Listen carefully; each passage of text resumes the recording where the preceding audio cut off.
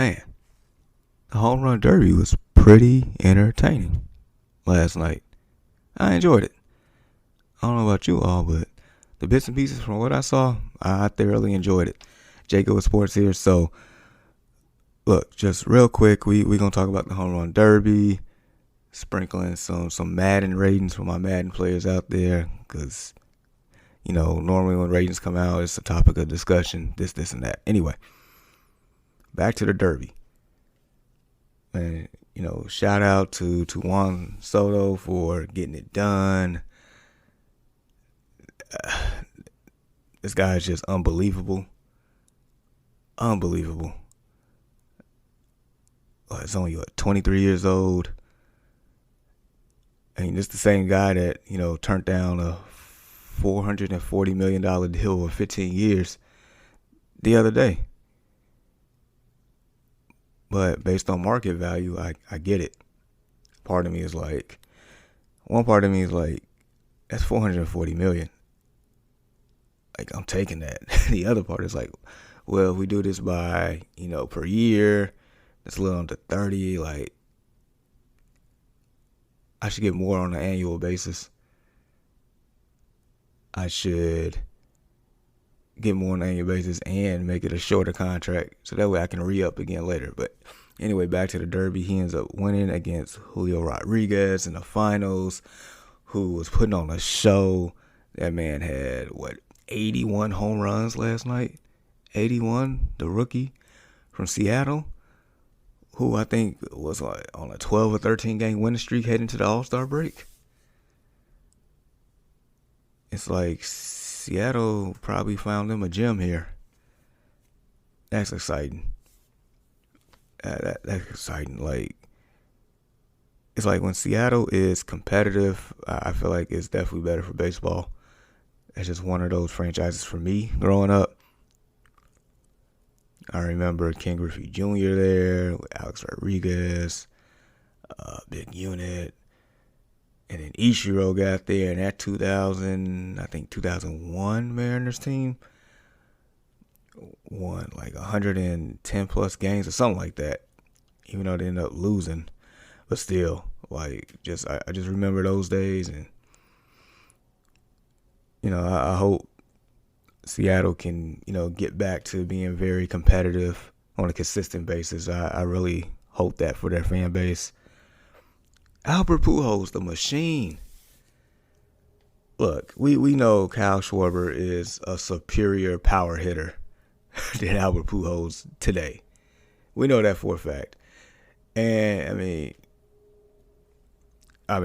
there speculation that he probably, threw that round against Albert Pujols out of respect or whatnot? Sure. Can't definitively say or not, but either way, just to watch Albert Pujols, the machine, go out there, compete, that was fun. Look, I'm not a Cardinals fan by any means. Personally, can't stand him. However, I grew up watching Albert Pujols. He came in the league on fire. This man came in from day one just dominating. I remember that. Came out of nowhere for me. He just came in and just started dominating the Cubs and everybody else in that division. Sitting here as a Sox fan like, ugh, y'all have fun with that one. But for him to do what he's been doing in his entire career, especially in an age to where, steroids was an issue, and to our knowledge, that whole time, he's been clean. To our knowledge. So watching Albert Pujols go out there in the home run derby one last time, for him to even still be playing baseball at the age of 42 right now, it's like, personally, I'm watching the great ones in my childhood retiring, and it's, I feel a certain type of way. But I know that I've got to see greatness with my own eyes from my youth until now. So, seeing Albert Pujols one last time out there, that was excellent. That was excellent. So yeah, I enjoy watching the Derby. Now, as far as the All-Star game, I hope it's, just as entertaining. Baseball needs all the entertainment that it can get, as we know. I just be entertained. I don't care who wins or loses. I definitely want to see my boy Tim Anderson go out there and do his thing. But I don't know. I just want to see an entertaining, great game. I want to see some drama. Last second heroics. Make it. I don't care if you stage it like a movie. I don't care. Just make it entertaining. Just don't be a boring, 1-0 game. I understand if it's a pitcher's duel. I mean, that's cool to a certain degree, but I came to see the bats. I came to see some stolen bases. Some steal attempt. I just came to see it all. That's all I'm saying with the All-Star game. That's all I'm saying. So yeah, once again, shout out to Soto there for getting it done. Hope the Nationals could find a way to keep you long term too. Because anybody outside of like the Boston, New York, LA market, it's hard to keep stars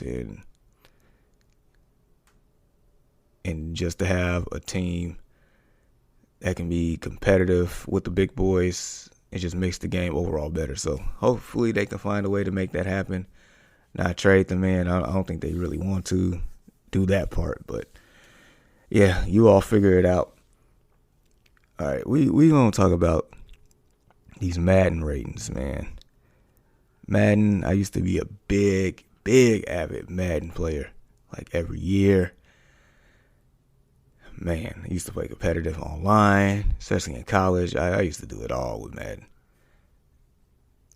Nowadays, I'm just your casual player.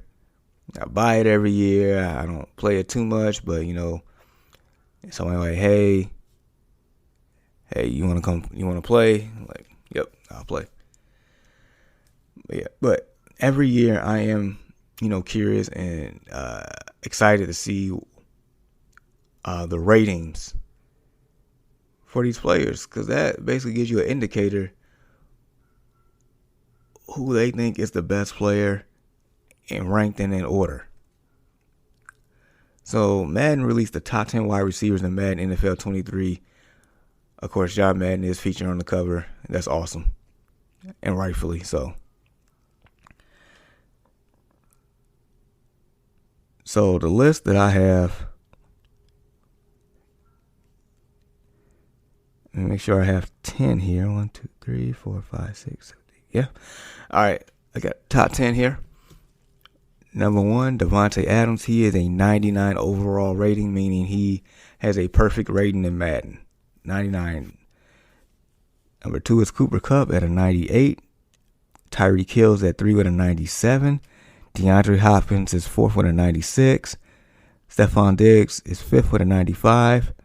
Justin Jefferson is 6th with a 93. Mike Evans is 7th with a 92. Terry McLaurin and Keenan Allen are tied for 8 and 9 with a 91. And the last person in the top 10 is Amari Cooper with an overall rating of 90. Now,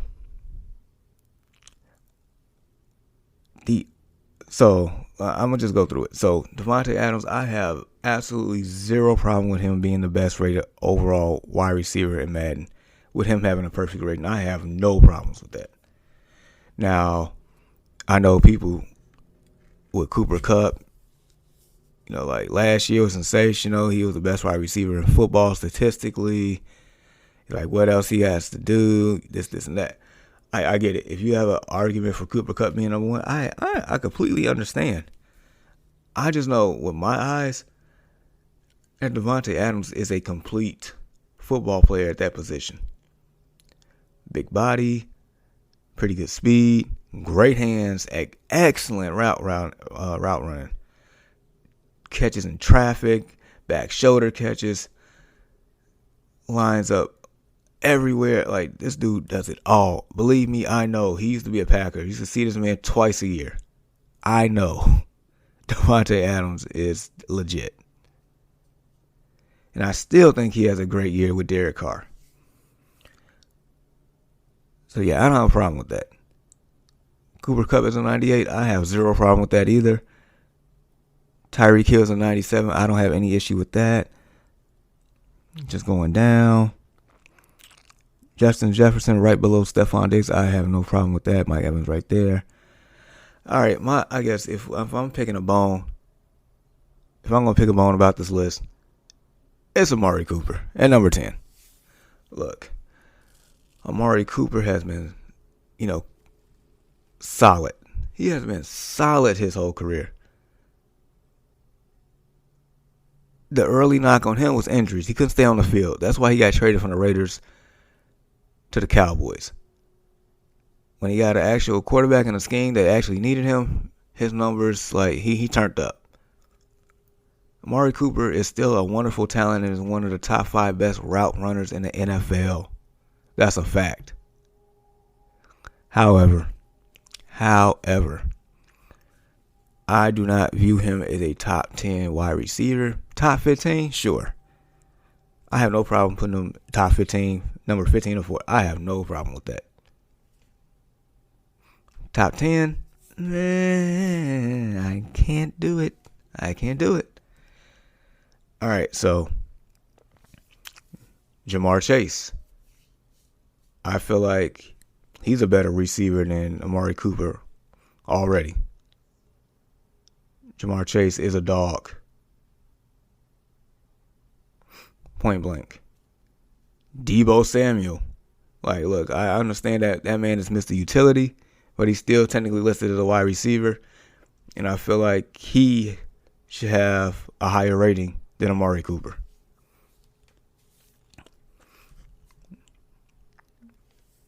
Chris Godwin. You can make a strong argument for Chris Godwin being a better wide receiver than Amari Cooper right now. You can definitely make that argument. Now, I know he's hurt right now, but I'm just saying, based on what you've done for me lately, I think he should succeed Amari Cooper in that regard. You can even make an argument for his former teammate, CeeDee Lamb. I'm just saying, CeeDee Lamb is special. CeeDee Lamb should have a sensational season. We're going to see what he is at a true number 1 going to this year, where defense is going to be game planning for this man, especially with Michael Gallup hurt. No Amari Cooper there. I mean, we'll see. So far I said Jamar Chase. I said Deebo Samuel. I said Chris Godwin. I said CeeDee Lamb. So 1, 2, 3, 4. Let me see if I can think of another one really quick. So I'm going down the line here. AFC East. Bills, no. Pats, no. Jets, heck no. Dolphins, no. I'm just going down the line. Okay, you can make an argument for AJ Brown. You can. From the Philadelphia Eagles, you can make a strong argument for AJ Brown as well. So that's what I'm saying. I just named 5 that I would take over Amari Cooper here. So not to say Amari Cooper is not a good wide receiver. He actually is. He is a solid guy. I just cannot put him in my top 10. 15, sure. I can put him at number 15 or 14. But I just listed 5 who I would definitely consider at least 4 out of 5 for sure to overtake Amari Cooper in that position. And I posted this in our Facebook group yesterday, and just read some of these comments. One person said Amari Cooper over Chase with a question mark. And let's see what else.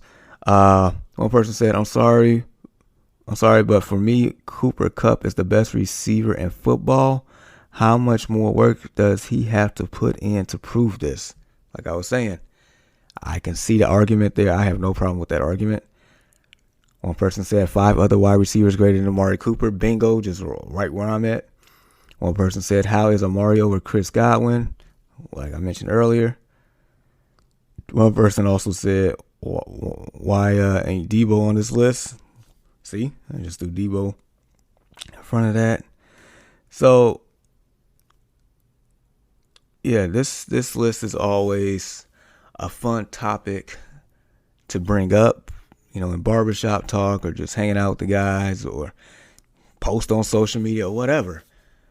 It's always fun to talk, who's better than who in sports, at any given time. That conversation is always live. There's no expiration date on it. It's always a rotating process. It's just fun banter, fun debates within that. So yeah, I appreciate the Madden ratings here. I can't wait for more ratings to come out. Man, I can't wait. So yeah.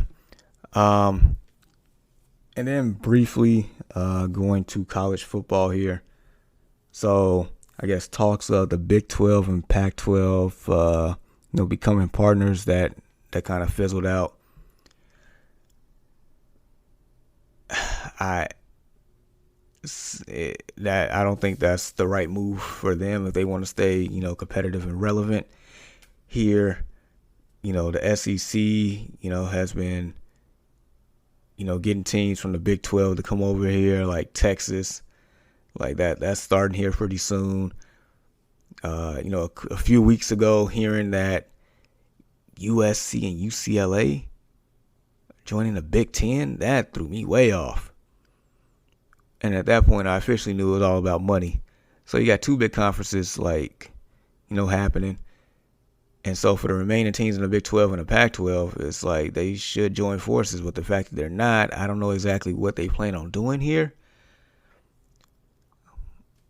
But they're going to be on the opposite ends of this big money pie within the NCAA. That's for sure. So, yeah, we are entering a new era in college football in the next few years. Look, I'm still not used to having Rutgers, Maryland in the Big 10. I'm not. I'm so used to the 11 teams that was in the Big 10 when I was growing up. Like Iowa, Illinois, Wisconsin, Northwestern, Purdue, Indiana, Ohio State, Michigan State, Penn State, and I know I'm missing one here, Minnesota. I'm so used to those being, so everybody else right now is just like, they're like in-laws moving in, like distant cousins from in-laws, like joining the family. It was like, okay, I guess you can come type thing. I don't know. It's just weird to me. Still getting used to that, but now we adding, people from the other coast all the way over. I don't know. But either way, college football is changing. College sports in general is changing. This was the NIL. It's just all changes. It's just going to be very, very interesting, unique, different. Different is the word. All right, that's it for today. Continue to rock with your boy right here on the No Offense Radio app, on the No Offense Network. Continue to follow your boy on social media at JGoodWithSports, Twitter, Facebook, Instagram, TikTok. Join me Thursday. We're just going to keep rocking. Like I said, training camp's coming up for football. Second half of the MLB, trade deadline, all that good stuff. But anyway, you all enjoy. Continue to rock out this week. See you all Thursday. Peace.